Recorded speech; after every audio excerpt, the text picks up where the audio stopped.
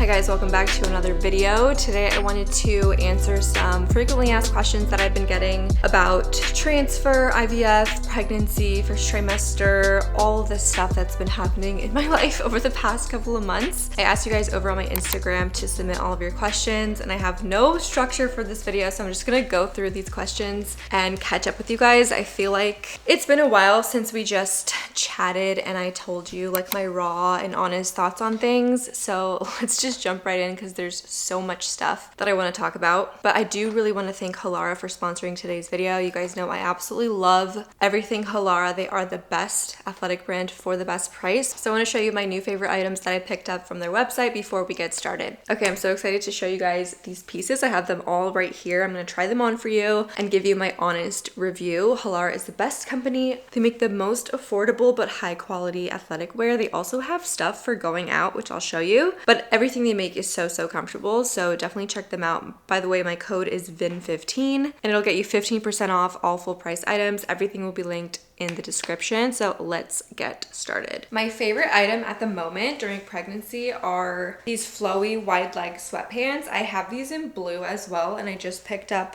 the black pair. They're so comfortable, so stretchy. I'm in an extra small. They could honestly pass for scrub bottoms, which I love because I wear scrubs to work, so you may have thought that these were scrub pants, but they're not. They're just sweatpants. Oh, there she is. Look at her. Look at her. Okay, this is the cutest thing ever. It's a little corduroy skirt and it has shorts underneath, so you don't have to worry about like being exposed or anything. It's got a split here as well, so it's cute. So this is one of the items that you could wear going out. I also have this in brown. Let me show you. So it's like a corduroy. It's a beautiful color. And it's perfect when you want to go out and be nice and dressed up, but you don't want to be uncomfortable. That's the biggest thing for me. And that's the best thing about Vallarta is everything they make is so comfortable. Okay, this is the Breezeful Maxi 2-in-1 split flowy skirt. Okay, this one was a little bit out of my comfort zone, but it is actually so cute and so comfortable. So it has a slit all the way up here. I got it in the navy blue color. It does have underwear underneath. I won't show you, but it does have underwear in the same color, so you're like completely covered. If something were to show, you'd be covered. I'm not a huge skirt person, but I could totally see myself wearing something like this with just like a baby tee like this, maybe a jean jacket or something. Okay, next up, you guys have heard me talk about this way too many times, but these are my absolute favorite leggings from any brand whatsoever. These are the SoCinched high-waisted tummy control shaping leggings, and they shape you. Let me tell you, I need to size up. I'm still in an extra small, which is crazy. I definitely need to size up to a small or maybe even a medium during pregnancy, but they're so flattering. Stop. I love that they like cinch you right here. I don't know if you can tell, but it kind of brings you in. So I feel like they're flattering for all body types, and then they're super flattering on the butt. They have the cutest colors ever. I just picked up this blue color. I have them in red, in navy blue, in green. So many. I have almost every single color. Okay, this is so cute. This is my first time trying it on. It's the Backless wide leg resort slip jumpsuit, and I got it in this like burgundy color. Are you kidding me? And I put some heels on. This is freaking stunning. I'm obsessed with this. This is so me. Like if I were to dress up and wear a dress, I would rather have a jumpsuit. This is so stinking cute. I'm actually not even wearing a bra right now. It's got like nice support, nice coverage. It's got pockets. I am in shock. This is so freaking cute. I want to get this in every single color. Wow, Vallarta, you have outdone yourself. This is so cute and comfortable. Ignore this. I need AJ's help zipping it up, and he's not home. Wow, I love this so much. All of the material, like I said, the materials that Vallarta chooses is just like next level. Not only is everything super affordable, super comfortable, super high quality, and super cute, like you literally, I just don't understand why you would pay double, triple, quadruple the price for a pair of leggings that you can get from Vallarta, and they'll last you just as long. They wash great. That's a question I get a lot. They even have a plus and a curve line, like a dedicated section on their website, so everyone can find something that works for them, and everything is super flattering on every single body type. The ordering process is super easy. Their website is super easy to use. Anyways, don't forget to use my code VIN15 and comment down below your favorite item. If you've ever tried an item from Vallarta or any of my items that you want to try, I want to talk to you guys about it because I'm that passionate about Vallarta. Thank you so much, Vallarta, for working with me. I love you so much. And let's get back to the Q&A. Okay, let's just jump right in. I'm just gonna go from the top down. Did you ever find the cause of the infertility? So I have a couple of things. I'll link the video with our full diagnosis down below, and it's really, really hot. But I'm pretty sure the main thing that was at the end of the day causing my infertility was my endometriosis. Let me move this. Okay, that's a little bit better. I'm so out of breath. It's actually Easter when I'm recording this. I just had lunch with my family and I'm so out of breath. So anyways, yeah, I think it's endometriosis. That was the main thing that I have. I also have the MTHFR gene mutation. I also have elevated killer cells, which I believe are also related to the endometriosis. They kind of work hand in hand, but basically endometriosis would be the main answer. Is this AJ's family's first grandchild? Yes. Can you do a detailed video about insurance and cost of IVF? So luckily we did have insurance through AJ's work. They worked in like cycles, so it's hard to quantify, but basically we could have done like 2 full egg retrievals and 3 embryo transfers. Luckily we only so far have had to do 1 egg retrieval and 1 transfer, and it worked, but technically we still would have had like a chunk of money that we could have accessed for that. The only thing we did have to pay was $4,000 both last year and this year to max out our deductible. Once we maxed out our deductible, that's when the insurance kicked in and paid the rest of the cost. If you don't have insurance, IVF will cost you for 1 egg retrieval and 1 transfer about $30,000. So if you can get away with 1 egg retrieval, that would be amazing. If you need 2, that would be another like 20 grand. So it's super, super expensive. That's why we were so grateful and so willing to do IVF, because we did have the coverage. How to get over anxiety during the month of embryo transfer. I wasn't super anxious. I think I really don't think I had a lot of anxiety because I really didn't think it would work. And I just kind of prepped for the worst, and I was happily surprised when it did work. So I don't know if that's like good advice, but that's just honestly like how I was feeling during the month of. Are you going to show your baby on YouTube, aka like family vlogging ? So as of right now, I don't have anything against showing my baby like their face or like clips of them, pictures at this point. When they get older, I'll probably not want to do that as much, but as of right now, like in the infancy stage, what I imagine is just filming regular videos like week in my life, day in my life, and whatever I'm doing with the baby will be in that clip, but it's not going to be like a family channel. Like it's still going to be my normal content, and the baby will be in it at certain points. But yes, I don't plan on like not showing the baby, if that makes sense. Do you guys have names picked out yet or too soon? And do you know the gender? Yes, so we know the gender. So since we did IVF, we know the gender of the baby, and we will be sharing that shortly, so stay tuned for that. Make sure to subscribe, turn the bell notifications on so you're notified when I post, because I haven't really been sticking to my normal schedule. I normally post Mondays and Thursdays, but during this crazy phase of life, I try to stick to that, but sometimes I'll post like on a random day, so make sure you get notified. But yes, we will tell you guys shortly the gender, which I'm really excited about. And we do have names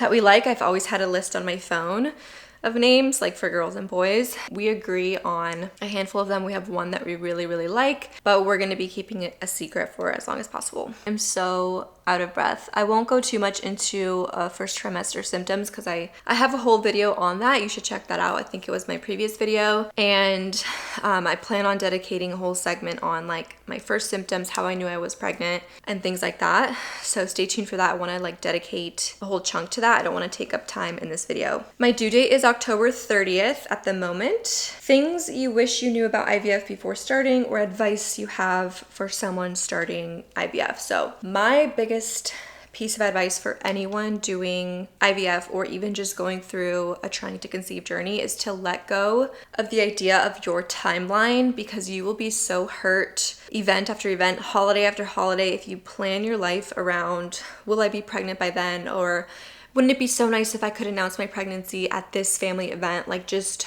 don't think that way. Just remove all aspects of timeline in your brain and just let it happen. So that's kind of where we were at with embryo transfer. We were like, okay, this one probably won't work. We're probably gonna have to do another retrieval and like 3 more transfers. So we just kind of, I don't wanna say like set the bar low, but if you do that, you won't be as disappointed. And I think it takes time to get there. So if you're not at that point yet, that's okay. It's just gonna come with time. Try not to limit yourself to timelines or think too far ahead. Like people are like, oh, are you working on the nursery? Or let's plan your baby shower. What kind of birth do you want? I'm like, I have not let myself think about those things in the past 2 years. Like every time I would see a pregnancy TikTok or a birth TikTok, I would skip past it because I wouldn't let myself go there mentally because I don't want to be hurt. I want to focus on the stage of life that I'm in right now. Right now, that's me trying to get pregnant. So I really wouldn't watch any videos about this, but if I were to watch a video, it would be about the stage that I'm currently in. Don't think too far ahead would be my biggest piece of advice. Stay current, stay present in the current moment. Did getting pregnant heal some of the pain of infertility? Absolutely. It makes everything feel so worth it. And I'm still so early in my pregnancy. At the moment, I'm 9 weeks, 3 or 4 days or so. And I still don't feel connected to the baby. I don't think about the baby 24/7. I know that might sound crazy, but I don't know. It's not something that's like fully entered my brain yet. Like it doesn't feel real still. I don't know if it's because I don't have a bump yet or because I don't really know. I don't really know when I'm gonna feel that. So if you have experienced that, comment down below. When did you start feeling connected to your baby? I hope it'll come eventually. I know some people even give birth and they still don't feel connected to the baby, and that's normal. Being pregnant alone and still not feeling that, like I still feel like it's all worth it, and I know I'm gonna love my baby so much, and it definitely makes you look back with a more like a glaze over the past, and you're like, oh, the struggle, it was so real, but look at us now, like it was so worth it. Like for sure, being pregnant definitely provides that feeling, but I think it'll be even more crazy when I have my baby in my hands. Like that's just gonna be like a whole other level of like, wow, this was so worth it. Are you gonna vlog the birth? Yes, I'm planning on vlogging the birth. At this point, I love birth vlogs. I haven't watched birth vlogs in the past like 2 years because it was too difficult for me, but I loved watching birth vlogs like throughout high school, throughout college. It's just so cool to me. So yes, I plan on filming as much as I can and putting it together into some sort of vlog or whatever. I'm really excited. I have no idea what kind of birth. Okay, that's a lie. I do.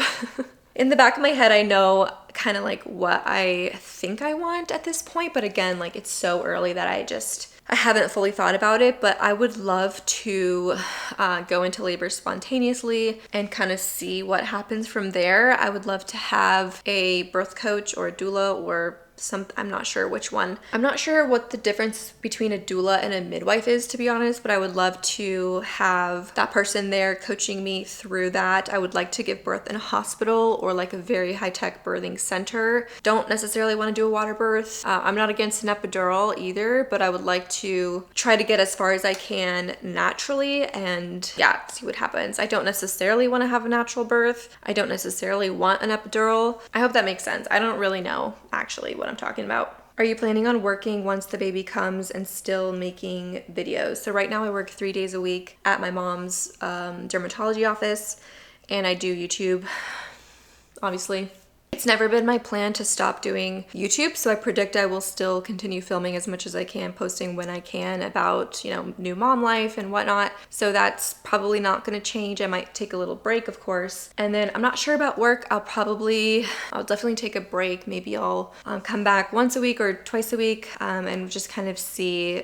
I really don't know. It's a lot. Like even my life right now with work and YouTube, just like as is, even before the puppy, it's a full plate, so I can't imagine having a baby on top of that, so something will have to give, so it'll probably be work, but I can't say for sure. It's a family business, so luckily I have flexibility there. I can go in a couple times a week, you know, a couple hours here, so I have that flexibility, so I'm really not sure what the future is going to look like.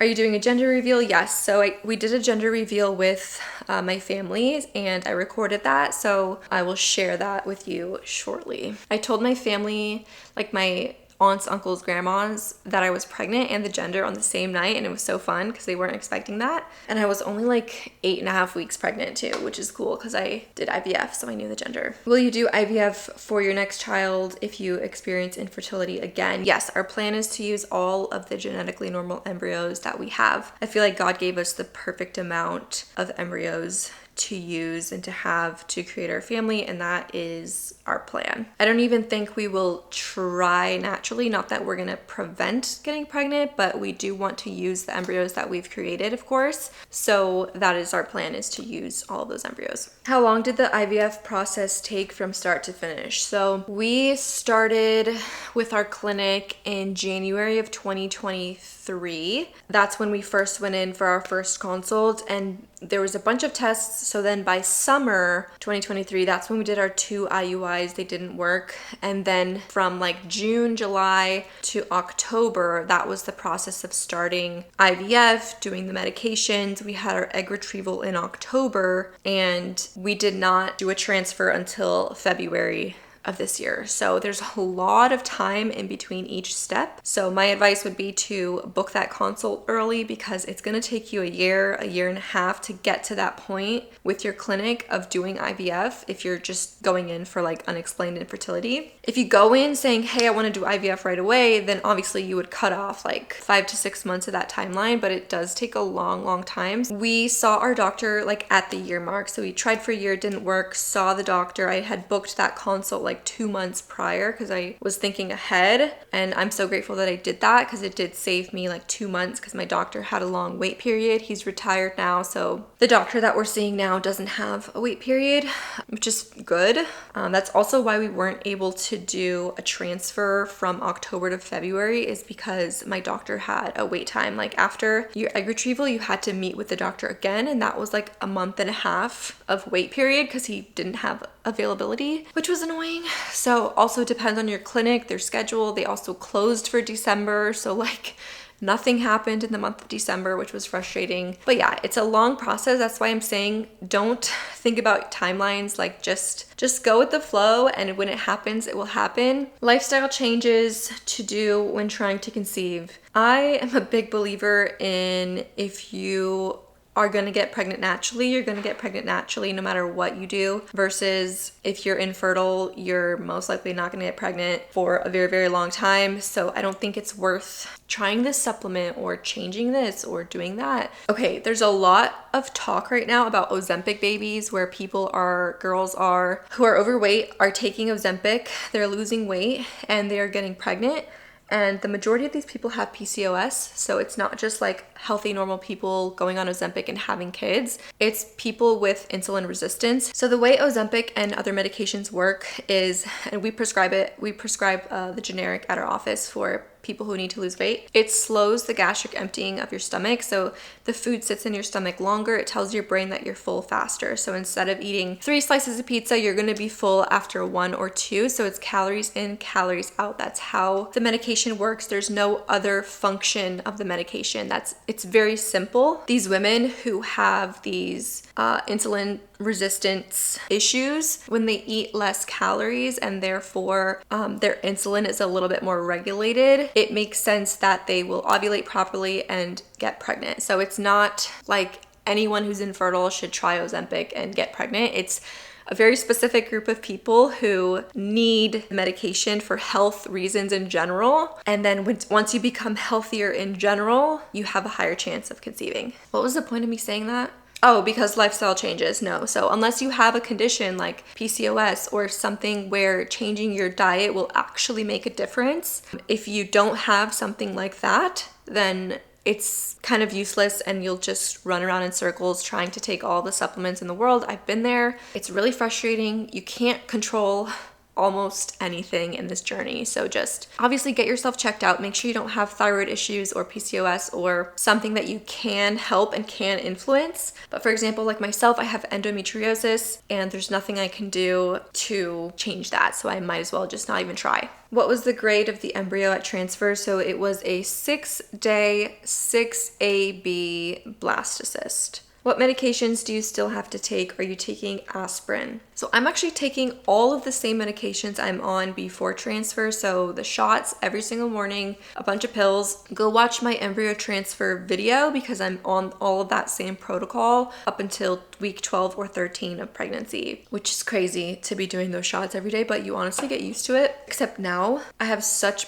big bruises on my butt cheeks that when he goes in, I bleed a lot every day. So I have to like put pressure and put band-aids on. That's the weirdest thing. But what did you do before and after transfer that may have led to success? So again, I'm a big believer in if it's going to happen, it's going to happen. There's not a lot we can do ourselves. However, I'll tell you the things that I did, and you can also watch it in the transfer video. I did acupuncture for my egg retrieval and for 6 weeks leading up to transfer. I did acupuncture the morning of and right after transfer. Biggest thing to do for a successful embryo transfer is to choose a genetically normal embryo. That goes kind of without saying. Diet, I really didn't do anything special. I kind of ate my same diet. I had, fast food here and there. I tried to clean it up a little bit, but it wasn't anything drastic, just basic, my normal diet. I exercised all the way up until 4 days pre-transfer. I stopped. I wanted my body to be at like a baseline. And then I resumed exercise about a week after transfer. So basically active the whole time. Wasn't super sedentary besides right after transfer for 2 days. I was a couch potato, but picked up exercise pretty quickly after that.